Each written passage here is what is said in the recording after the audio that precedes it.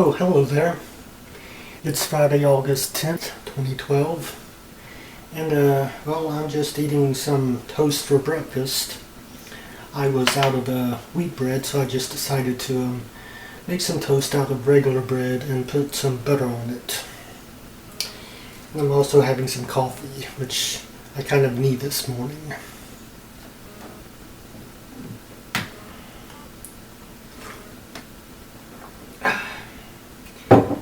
So, yeah, that's what's going on this morning.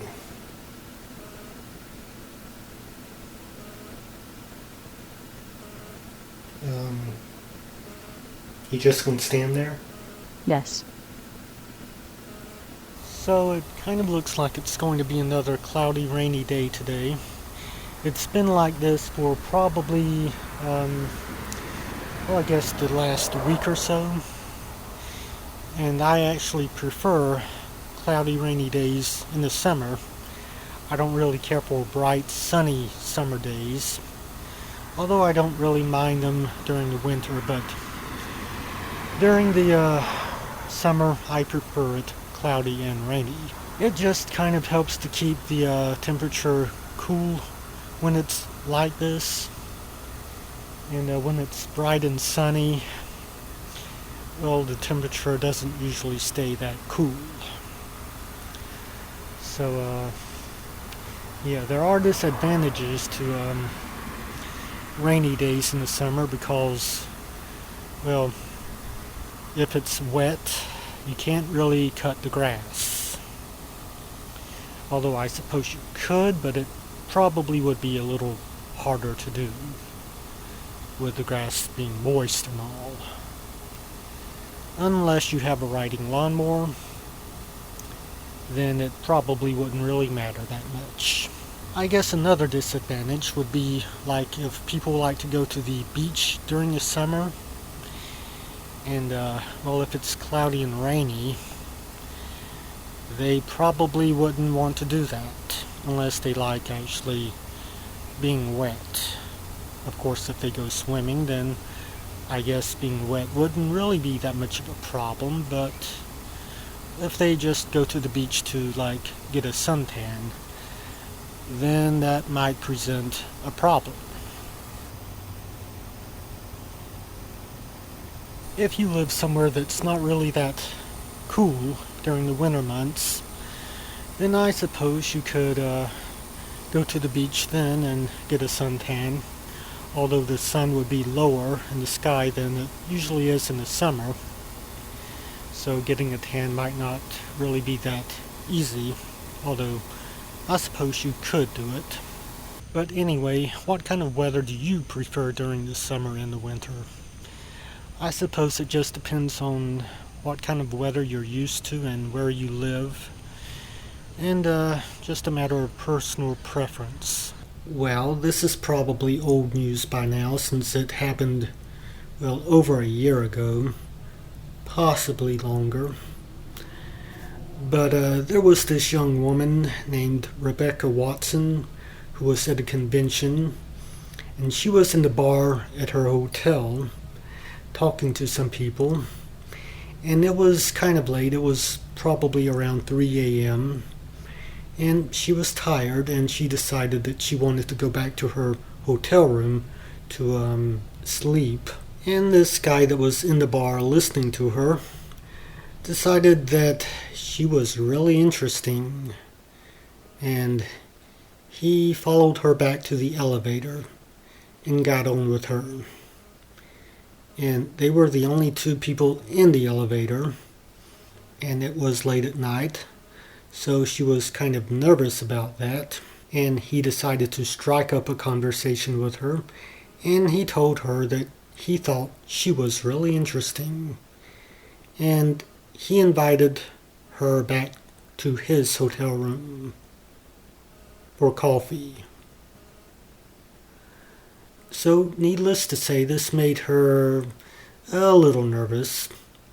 She was really tired and wanted to go to sleep. And the last thing she wanted to do was go back to some stranger's hotel room for coffee.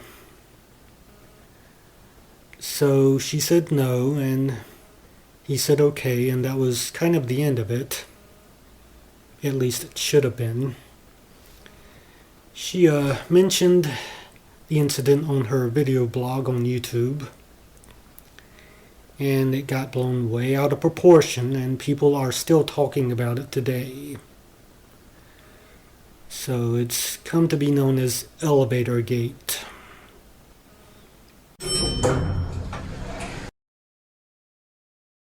Hold the elevator, please. Thanks. No problem. So, you seem like a nice piece of meat. You want to go back to my place so I can stick my dick in you? Excuse me? Oh, sorry. I said, I think you're a very interesting person. You want to go back to my place for coffee? No. No, I don't. This could be just me, but I don't really think that following someone that you don't even know back into an empty elevator and then inviting them back to your hotel room late at night for coffee is a really good idea.